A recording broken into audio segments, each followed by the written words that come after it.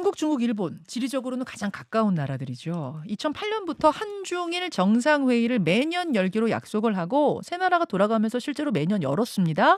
그런데 4년 전 2019년을 마지막으로 이 회동은 멈췄습니다. 처음에는 코로나 때문이었던 게 맞는데요. 사실 코로나 이후에도 만남은 성사되질 않았죠. 껄끄러웠던 거죠. 그런 한중일 정상이 이번 달 26, 27일에 서울에서 다시 만날 것으로 보입니다. 3개국 해빙의 의미로 봐야 하는 건지, 해빙이라면 왜 지금인지, 우리가 꼭 얻을 것은 뭔지 오늘 짚어보겠습니다. 국립외교원장을 지내고 지난 총선에서 당선되셨죠? 조국혁신당 김준혁 당선자 나오셨어요. 어서 오십시오. 네, 그러니까 김준혁이 아니고 형입니다. 비슷한 분이 계셔가지고 꼭 해명 이건 분명히 하셔야 돼요. 그분하고 헷갈린 건 아닌데 조국 혁신당 하다가 예. 죄송합니다. 김준형 교수. 제가 한동대학교 교수하실 때부터 인터뷰를 참 많이 했잖아요. 네, 많이 했습니다. 최근에 좀 뜸했습니다만. 교수님 하다가 국립외교원장 가시면서 원장님. 네. 이제는 저 의원님. 아직은 좀 호칭이 어색해요. 어색합니다. 너무 어색합니다. 네. 아무튼 축하드리고요. 감사합니다. 전문가로서 역량을 정말 잘 발휘해 주시기를 부탁드립니다. 예, 비례대표인 만큼 계속 예. 그렇게 활동하겠습니다. 기대하겠습니다. 네. 오늘 한중일 정상회의 얘기를 좀 하려고 하는데 일단 만나긴 만나는 거 맞나요? 이것도 저는 확실하지 않는데 네. 그래도 만날 가능성이 조금 더 있다고 보여지긴 합니다. 어제 일본 측에서는 아직 확정된 건 아니다 뭐 이런 좀 뉴스가 그래서 나와서 이게 조금 미묘하잖아요. 아까 말씀하신 것처럼 해빙이냐 하기에는 예. 미심쩍은 포인트가 여러 군데 너무 많이 흩어져 있어요. 이게 왜 나온 얘기냐면 예. 원래 작년에 했었어야 되거든요. 그리고 부산에서 그걸 준비하기 위한 한중일 외교장관 회의를 했었고 맞아요. 그런데 밥도 안 먹고 왕이는 부산 가버렸고요. 네. 그 우리가 호스트란 말이에요. 그때 일본은 뭐라 그랬냐면 샌프란시스코 그 에이펙에서 일본은 하고 싶다고 얘기를 했고 한국은 굉장히 중국에 대해서 적극적인 초청을 안 하고 중국은 보류하는 상황이었단 말이에요. 근데 네. 이게 다시 불거진 게 뭐냐면 기시다 총리가 남미를 순방 중에 있는데 맞아요. 요미우리가 터뜨렸단 말이에요. 그렇죠. 그러면서 기시다 총리는 뭐 지지한다, 한국의 대처를 지지한다 이런 걸 보면 예. 약간 한국하고 중국이 지금 머뭇거리는 사이에 일본이 약간 푸시한 듯한 느낌이 있습니다. 머뭇거리고 있으니까 그냥 확 터트리면서 끌어버리는 느낌? 끌어버리는 그런 느낌이 좀 있어요. 약간 멱살 잡고 가는 느낌 뭐 이런 멱살까지는 아닌데 일본은 확실히 만나고 싶어 하거든요. 예, 그렇죠. 우리는 아직까지 중국하고 좀 껄끄러운 것 같고요. 그렇죠. 그 이유가 뭐 뒤에도 말씀하시겠지만 결국 한중 관계 그동안 안 좋았기 때문에. 네. 그래서 그런데 구체적으로 날짜까지 나온 걸 보고 또 그 전에 이제 조태열 외교장관이 중국 방문을 지금 뭐 일정을 잡고 있다는 얘기까지 나왔기 때문에 그러면 그게 네. 한중일에 대한 전 단계가 아닐까 하는 얘기까지 합치면 네. 그래서 열릴 가능성이 좀 많아 보이는데 열려도 걱정이에요. 왜냐하면 왜요? 결국 우리가 지난번에 똑같거든요. 그 정상회 영수회담 했을 때도 예. 아젠다를 안 맞추면 예. 그 외교회가에 이런 말이 있잖아요. 모든 것에 대해서 솔직한 의견을 나눴다. 이 말은 아무것도 아니거든요. 그렇게 될 가능성도 있어요. 그러니까 이 의제를 좁혀가지고 지금 문제들 예민한 문제를 하면 이미 각급 기관에 그것도 3국이 치밀하게 협상 준비를 해야 되는데 그냥 만나서 뭘 하겠는가. 또 자기 얘기만 할 수 있어요. 특히 또 영수회담하고 좀 다른 게 이게 네. 외교 무대잖아요. 국제 그렇죠. 외교 무대는 더더욱 의제를 맞추고 맞습니다. 만나는 게 네, 중요한데 지금 그러면은 의제가 완전히 맞춰진 느낌은 아니라는 말씀이에요? 예, 그 정도는 아닌 것 같습니다. 아. 지금 그리고 그동안에 지금은 모르겠습니다. 물밑에서 아마 이게 계획된다면 할 텐데요. 제가 한 2달 전 중국 측에도 확인했고 한국 측에도 확인한 건 뭐냐면 한중 간의 각급 채널은 거의 정지 상태라고 얘기했거든요. 그래요? 예. 그리고 다자회담에서 정상이 가끔 마주치는 거나 또 작년에 부산에 있었던 외교장관 회의 외에는 왜냐하면 뭐 장관급, 차관급, 뭐 국장급 이렇게 되는데 그런 흔적이 잘 없습니다. 열릴 가능성이 크다라고 보도는 되고 있지만 마지막 고리가 지금 안 껴진 느낌이란 말이에요. 그 이유는 뭐예요? 왜 뭐가 걸리는 거예요? 가장 큰 문제는 그냥 한중 관계인데요. 한국이 네. 그동안에 한 윤석열 정부가 중국에 대해서는 보다는 굉장히 편향된 외교를 했단 말이에요. 하여튼 만나는 게 일단 겉으로 봐도 미국, 일본만 만났잖아요. 그렇죠.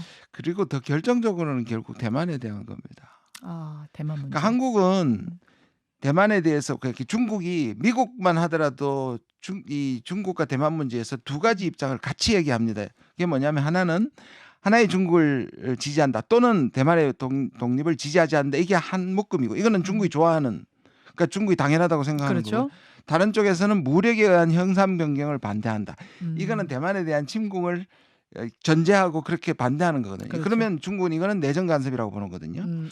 근데 미국도 이 두 가지를 다 번갈아 가면서 얘기를 합니다. 실제로 대만에서 라이칭드가 됐을 때도 예. 우리는 대만의 독립을 지지하지 않는다고 미국의 입장을 확고하겠단 말이에요. 맞아요. 또 다른 곳에서는 이제 무력에 의한 형상 변경을 반대한다는데 우린 지금까지 후자밖에 얘기 안 했어요. 아, 그랬어요. 예. 계속.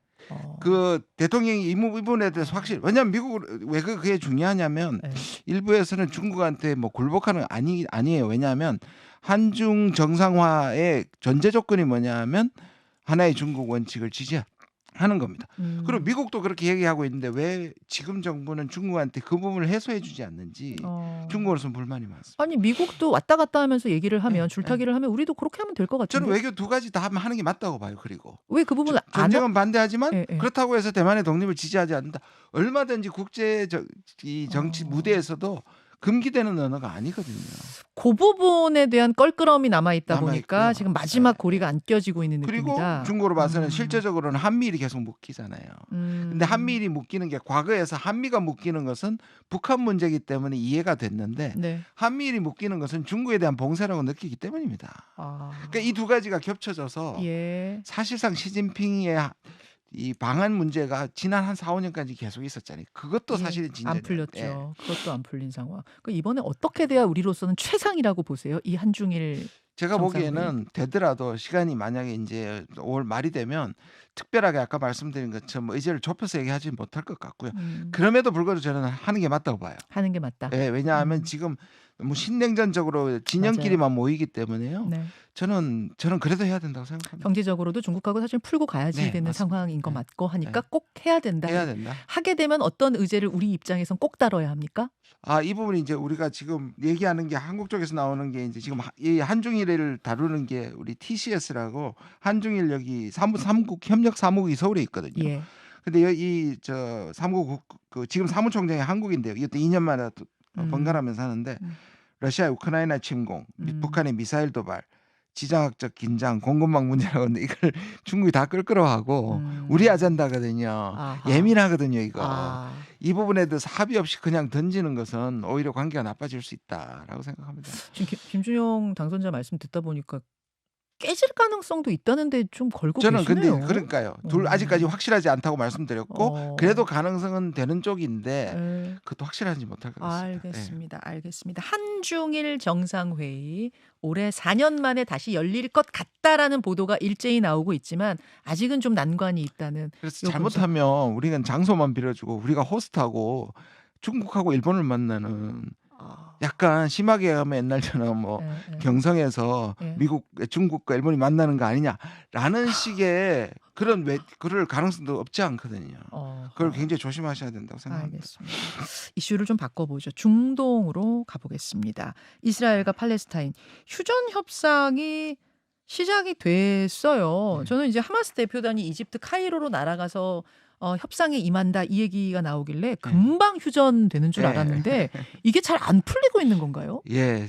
저도 지금 여기 나오기 전에 계속 좀 시시각각으로 체크하고 조금 전에도 오기 전에도 제가 봤는데요. 예. 일단은 휴전 협정을 하는 것에는 다 찬성을 했고. 네. 근데 지금 카타르랑 미국이랑 그다음에 이제 이집트 이렇게 만나고 하마스는 거기에 갔고요. 예. 그런데 이스라엘은 아직 간접적으로 이집트를 통해서 의견만 전하는 거고. 그러니까 그것도 좀 신기하더라고요. 신기하죠. 이집트 카이로에서 휴전 회담을 하기로 해서 팔레스타인 하마스는 갔는데 갔습니다. 미국 CIA 국장도 갔는데 갔고, 이스라엘이 안 왔어요. 안 왔습니다. 이집트를 통해서 자기 의견만 지금 얘기하고 근데 있어요. 안 오면은 또 협상 결렬인가? 그건 아니에요. 그건 아니에요. 그것까지도 거의 해서 일단은 갔는데요. 문제의 핵심은 휴전이냐 종전으로 가는 단계적 휴전이냐의 문제입니다. 아니 그러니까 하마스에서는 종전을 하자 그러고 종전을 원합니다. 이스라엘에서는 종전 안 된다고 안 된다고 하고. 얘기합니다. 아니 저희가 언뜻 생각할 때 오히려 이스라엘이 종전하자 이러고 하마스가 정전은 안 돼 이럴 것 같은데 그게 아니네요. 왜 그래요? 근데 왜냐하면 지금은 거의 다 그 지금 저기 후퇴가 돼서 라파 지역의 거의 좁은 지역에 지금 완전히 포위된 상태잖아요. 마지막 같은 하마스의 근거지가 마지막 근거지가 후퇴가 라파죠. 라파잖아요. 그런데 일단 이 위기를 벗어나야 되는 하마스니까 하마스는 이제 그 종전을 원하는데 이스라엘 입장에서 이 전쟁의 목적이고 자기들이 먼저 기습을 당했기 때문에 하마스 괴멸까지를 가야 된다야 전쟁의 승리지 여기서 종전을 해버리면 전쟁의 패배라고 강경파들은 주장하고 있습니다. 여기서 라파만 이제 우리가 물리치면은 네. 고기만 먹으면 끝인데 네. 여기서 휴전을 한다는 거는 이거는 이스라엘에도 강경파들이 근데 있는데 그들이 이게 용납 지난 못한다. 종전과는 다른 건 이겁니다. 예. 이스라엘이 이제 소위 말하는 잔디깎기 작전이라 해서 예. 하마스가 공격을 했을 때도 웬만큼 때리고 나서는 완전히 괴멸 안 돼도 이 정도면 괴멸됐다라고 맞아요. 하면서 전쟁을 멈췄는데 늘 그렇게 온 거죠. 예. 근데 지금은 네타냐후 본인도 그렇지만 뒤에 있는 사람들이 절대로 그런 거 안 돼. 완전히 괴멸할 때까지 끝까지 간다는 게 이제 국내 정치적 상황입니다. 엄청 강경하군요. 엄청나게 지금 강경합니다. 상황이. 그럼 미국도 안 된다고 얘기함에도 불구하고 지금 미국도 얘기도 안 듣고 있는 거거든요. 그래서 하마스는 여기서 끝내자. 종전. 이제 종치자 이거고 이스라엘 네타냐후는 안 돼. 휴전해야 돼. 휴전까지는 오케이인데 종전은 안 돼. 하마스는 또 휴전에서 끝난다는 걸 받아들일 수 없는 이유가 네. 일주일 했었잖아요. 네. 일주일 하고 다시 전쟁으로 갔잖아요. 맞아요. 일주일. 그러니까 휴전 자체가 결국 의미 없다. 전쟁을 끝내는 게 아니기 때문에 그건 음. 받아들일 수 없다고 보는 거고. 여기서 이제 등장하는 게 미국 입장인데요. 네. 미국에서 지금 반전 시위가 일파만파. 예, 대학가를 굉장히 심각합니다. 네. 약간 베트남 때 반전 운동하던 네, 그 네. 느낌이 난다면서요. 예. 미국 대선 치러야 되잖아요. 네. 미국 지금 저 후보들 특히 이제 바이든 대통령은 굉장히 복잡하겠어요. 네, 맞습니다. 예. 왜냐하면 일단 대학생들이고 젊은 층에서 민주당의 지지자들이란 말이에요. 예. 근데 지금처럼 이 팔레스타인 이스라엘 문제에서 이스라엘 반이스라엘 움직임이 미국 내에서 이렇게 커진 적이 없고요. 그다음에 이 캠퍼스에서 말씀하신 것처럼 민주당의 지지자고 예. 그다음에 공권력을 가지고 있는 민주당이잖아요. 예. 지금 집권하고 있잖아요. 그렇죠. 그러니까 이걸 어떻게 그러다 보니까 약간 양쪽에서 지금 외줄타기를 하고 있어요. 뭐냐? 민주적 시위는 예. 찬성하지만 늘 나오는 게 있지 않습니까? 예. 그러나 폭력은 안 된다라고 하는 거고 아. 트럼프는 이 사람이 참 큰일인데요. 경찰이 진압하는 걸 보고 뷰티풀이라고 라고 했어요. 얘기합니다. 와. 공권력 사용을 해서 아주 완전히 진압해야 된다고 얘기를 합니다. 네, 트럼프 스타일이네 트럼프 진짜. 스타일이에요. 트럼프 스타일이네. 네. 그런 상황이군요. 어떻게 될 것 같습니까? 그래서 휴전 협상은? 휴전 이제 하마스가 양보하는 경우가 있잖아요. 아까 말씀드렸지만 중국에서는 그렇게 보도를 한 모양인데 일단 휴전에는 합의하는 것이 저는 낫다고 보고요. 왜냐하면 안 그러면 또 라파를 치고 들어갈 거니까. 그다음에 이 다음에 단계인데 단계론을 종전을 조건으로 해가지고 가는 게 아니라 지금처럼 이제 전제 조건이 되면 깨지겠지만 휴전까지는 갈 가능성은 여전히 남아 있다고 생각합니다. 여기까지 오늘 상황 분석해 주셨습니다. 김준형 당선자 고맙습니다. 네, 고맙습니다. 나는 알고 있어요. 전국 어디서나 일로 정기는 매일 마라톤을 뜁니다. 새벽 시장에 불을 밝히기 위해, 당신의 출근길을 지키기 위해, 산업 현장에 힘이 되기 위해, 대한민국 구석구석까지 정기는 오늘도 힘차게 달려갑니다. 모두의 일상을 지키는 정기가 막힘없이 갈 수 있도록 전력설비 건설에 국민 여러분의 이해가 꼭 필요합니다. 한국전력은 정기가 필요한 모든 순간을 위해 전력망 확대에 최선을 다하겠습니다. 멈추지 않는 대한민국을 위해 에너지를 보냅니다. 한국전력공사.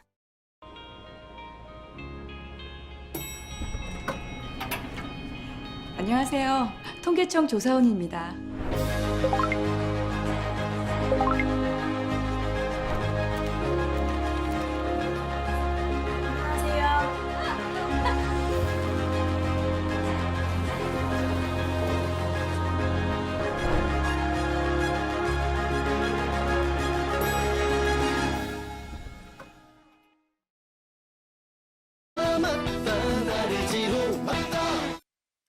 김현정의 뉴스쇼 오늘은 여기까지입니다. 유튜브 댓글쇼는 이번 주부터는 화요일에 준비가 된다는 거 고지드리면서 저는 내일 7시 10분 다시 뵙죠. 고맙습니다.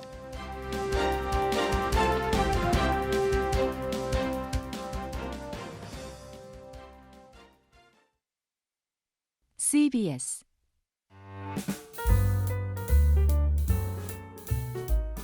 김현정의 뉴스쇼는 시청자 여러분의 참여를 기다립니다. 구독과 좋아요, 댓글 잊지 않으셨죠? 알림 설정을 해두시면 평일 아침 7시 10분 실시간 라이브도 참여하실 수 있습니다.